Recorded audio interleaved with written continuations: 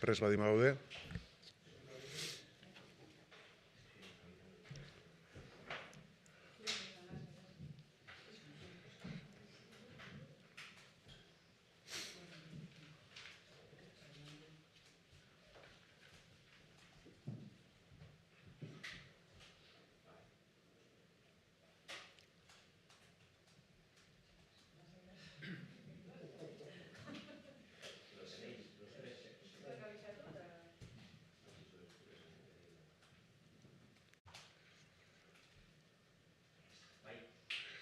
Bai, egunon guztioi. Dakizuten bezala data hauetan eta urtea hasi berri dedarik murgilduta gaudeia datorren urtarrilaren 20ko jai handian, eta gaurkoan, nahiz eta gobernu batzordea ospatu dugun goizean, datorren astedenean izango dugun jai handiaren xehetasun batzuk eskaintzera gatozkizue, eta horregaitik nerekin batera, hain zuzen ere kultura, euskera eta turismo zinegotzi arduraduna eta festak kulturaren barruan egonik, horren ardura ere duen Jon Insausti izango dut laguntzaile, eta gauzaren bat argitu behar baldin bada, bera ere agerraldi honetan dago. Eta datorren astedenera begira, entzuten ditugu kadean arratsalde partean batez ere, edo larun bat goizetan ensaioan dabiltzat hainbat eta hainbat danborra da, giroa berotzen, eta aurtengorako bi berrikuntza jakinarazi nahi dizkizuegu. Bat ez da hain berrikuntza, hor pantailan ikusten ari zareten irudi hori kartela da, jai hauek iragarriko duten kartela. Hau 1981 arte egiten zen gauza zan, baina utzi egin zitzaion momentu hartan danborradaren kartela egiteari, eta hori berreskuratu egin nahi izan dugu, eta aurtengo edizioko kartela, hor biztan dezuten hori izango litzateke edo da. Eta Joseba Darratxek egindako kartela da.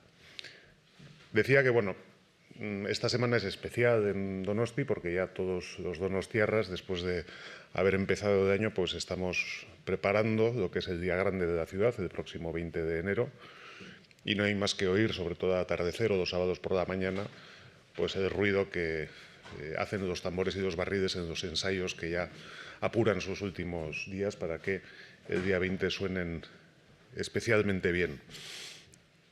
En esta ocasión y en esta rueda de prensa hemos tenido Junta de Gobierno y hemos aprobado varios temas de los que, si queréis tener conocimiento, pues como siempre estamos a vuestra disposición, pero pues queremos ponernos ya mirando hacia el lunes y daros cuenta de dos novedades que contemplamos en esta celebración del día 20 de enero.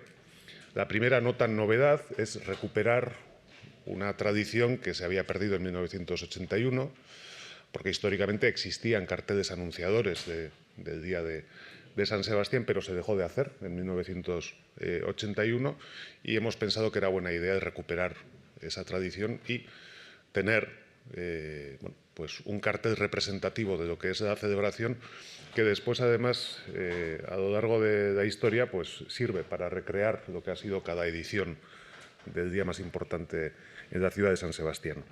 Y en esta ocasión ha sido Joseba Darratxe el que ha hecho este cartel, que representa, por un lado, la seriedad y marcialidad que tampoco le gusta a José Ignacio Ansorena, que solemos tener los tamborreros, pero después, en el fondo, pues la sonrisa pícara de un niño, ¿no?, que también, o de una niña que representa la tamborrada infantil.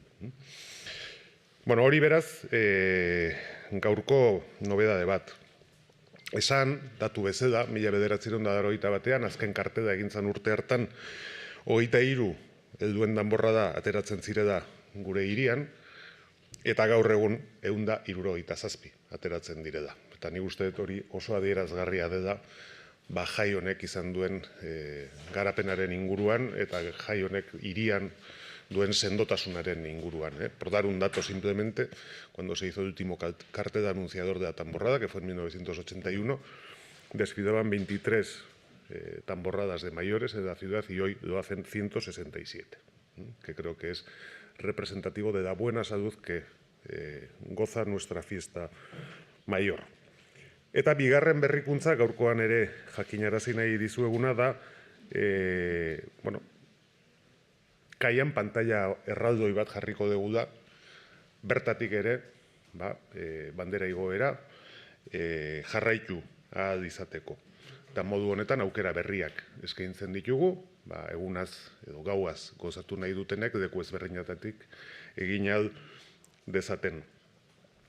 Donostia Kultura Festak eta EITBek elkarren artean aurrera eramango duten ekimena izango da hau, eta pantailarekin San Sebastian egunerako 3 ekitaldi nagusienak zuzenean ikusteko aukera izango dugu. Ez bakarrik igoera, baizik eta baita ere jaitsiera eta baita aurren danborrada bertatik ikustea posible izango da.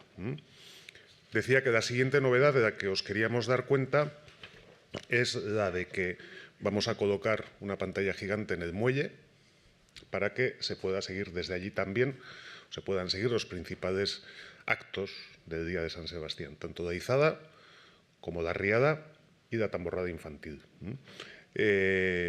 Bueno, es utilizar o aprovechar los espacios públicos para que la fiesta se extienda y pueda haber distintas alternativas para disfrutar de la misma. Lo hacemos en colaboración con EITB, que bueno, es quien emite mediante señal en directo lo que son estos momentos de la tamborrada y ahí podremos también disfrutar de los mismos en compañía. Y esa es la segunda novedad de la que os queríamos dar cuenta hoy. Hortik aurrera, Jon, zerbait gehitu nahi baldin baduzu, zure txanda, eta gero galderak erantzuten saiatuko gara. Bueno, testu inguru pixka jartzearen irudiari dagokionean, hori bai,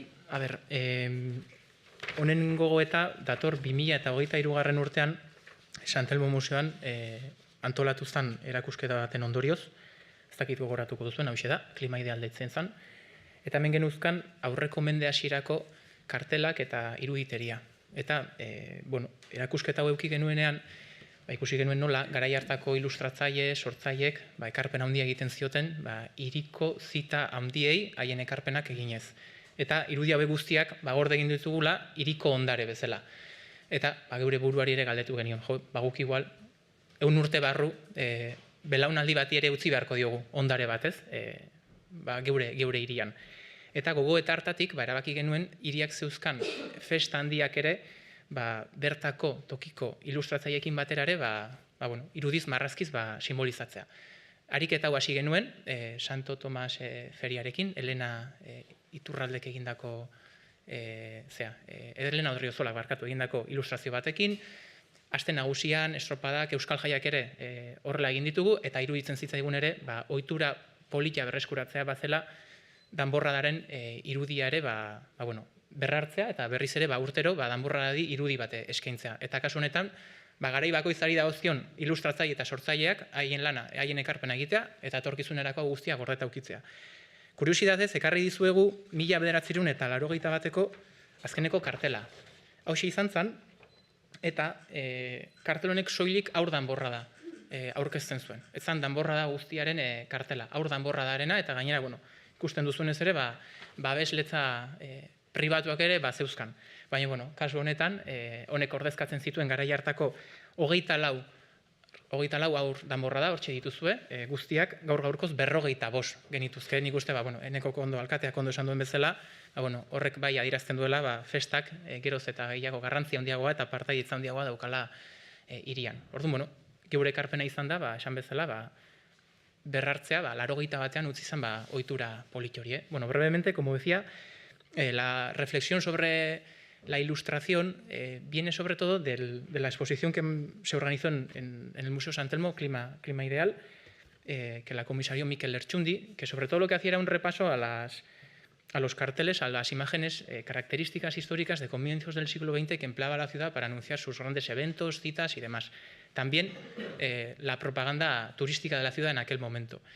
Y veíamos cómo teníamos un patrimonio muy interesante de comienzos del siglo XX que ahora estábamos recuperando y nos preguntábamos a nosotros mismos que estaría bien nosotros también dejar un legado para las siguientes generaciones y que teníamos que usar también las grandes citas de la ciudad para recoger toda la creación artística que teníamos de los ilustradores en nuestras citas. Eso lo hemos ido poco a poco añadiendo a distintas citas, como decía, pues, Euskal Jaiak, Estropadak, Aste Nagusia, Santo Tomás, y finalmente nos parecía también interesante que el día San Sebastián Eguna también tuviera el día de San Sebastián su propio cartel. Una costumbre que queremos recuperar y cada año ir ya pues, contando con la creación de cada ilustrador, ilustradora, cada artista. En este caso no es nueva la participación de Joseba Larrache con Donostia Cultura, Donostia Festak. Su gran aportación fue en la edición número 55 del Días al Día, edición que celebramos además en pandemia, y también las últimas Euskal Jaias, las de este año, las del año pasado, las del 2024, también han contado con su colaboración. Muy buenos carteles ambos, y este tercero, pues creo que podemos decir que también así lo ha sido. Y lo que comentaba, 24 tamborradas se ven reflejadas en aquel cartel del 81. En este caso tendríamos 45, pero bueno, nuestro cartel queríamos que representara no solo la infantil, sino también el resto de celebraciones. Bueno, eso es el pequeño apunte que quería realizar. Galderak.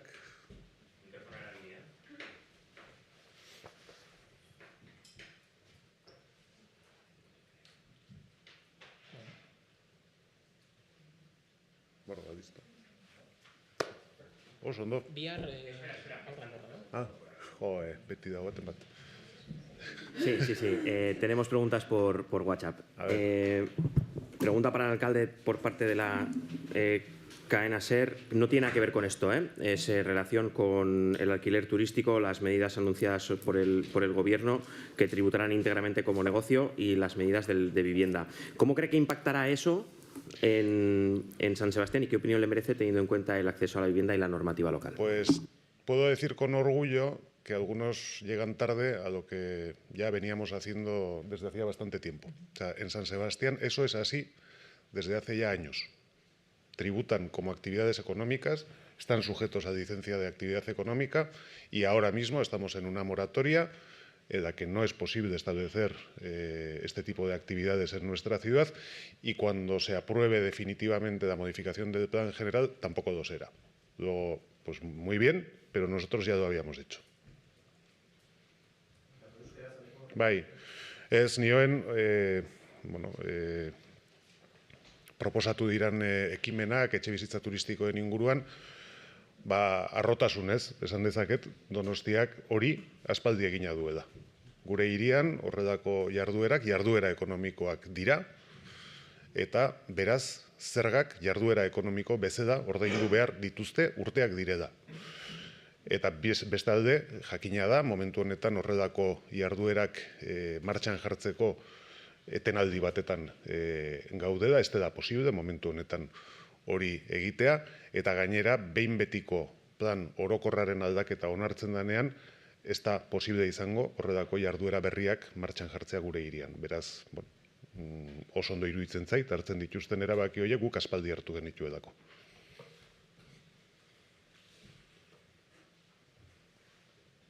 Hablando de vivienda, Denis Itxaso ha anunciado esta mañana que esta semana se va a reunir con el Ministerio para acelerar la cesión gratuita de los terrenos de la cárcel para construir más VPO. No sé si sabía algo. Pues le deseo la mejor de las fortunas, porque será en beneficio de todos, sin ningún lugar a dudas. Sobre esto, bueno, pues lo hemos hablado entre él y yo, entre el Ayuntamiento y el Gobierno, y estamos de acuerdo. Y él quedó en que iba a realizar la gestión y, como digo, o sea, lo que le deseo es la mejor de las fortunas.